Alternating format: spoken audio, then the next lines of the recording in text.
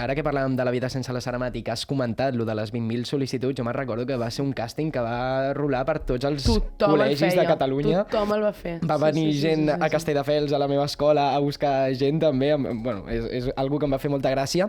I una cosa que no has dit, i nosaltres sabem per contactes, és que, clar, et vas emportar els nens de colònies perquè establissin relacions. Com va ser això?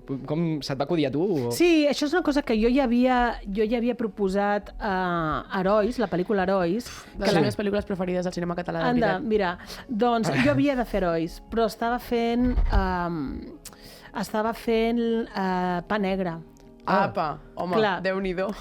I un altre pel·lículon. Vaig començar amb Herois i llavors ho vaig deixar per fer Pa Negre. I una cosa que els hi vaig dir és intenteu anar-vos-en de colònies amb els nens perquè estiguin aïllats dels pares, que dormin junts, que mengin junts, que s'expliquin anècdotes, que facin pinya, que facin colla, que és el que són a la pel·lícula, no?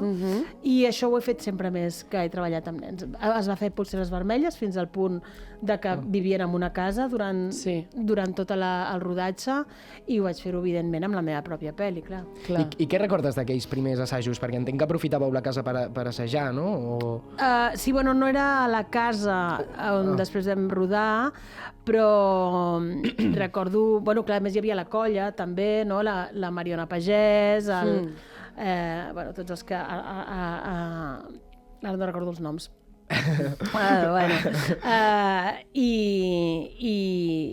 es van fer molt amics i fèiem moltes dinàmiques quasi de campaments, no? Total, perquè a més hi ha una cosa que es diu l'efecte colònies. Jo de vegades quan me n'he anat de colònies, a part de que el meu grup d'amics el vaig conèixer en una setmana a colònies i ja el dia següent de tornar ja vam quedar tots junts, però crec que es crea com una bombolla quan estàs de campaments, que les relacions són molt més intenses, les amistats són molt més intenses, si estàs trist estàs molt més trist.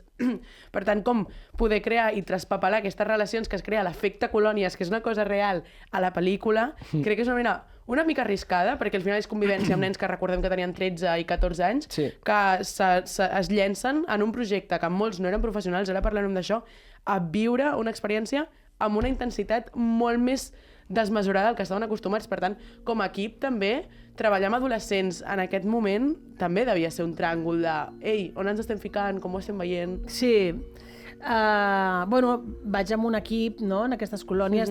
Jo no estic tot el rato, deixo a gent allà treballant, vinc, vaig, no? Això ho vam fer també a Cucut, també, que recordo que li vaig dir a la productora, necessitem diners per aquestes colònies, però si ja es coneixen, perquè havíem fet la Saramat, no? No, hem de tornar a començar, hem de fer la mateixa dinàmica, no? La mateixa fórmula, que és una fórmula que jo dono fe, que funciona i que després puc recollir coses, perquè a més, clar, a les colònies surten anècdotes, surten coses personals que després jo puc utilitzar per la direcció, no?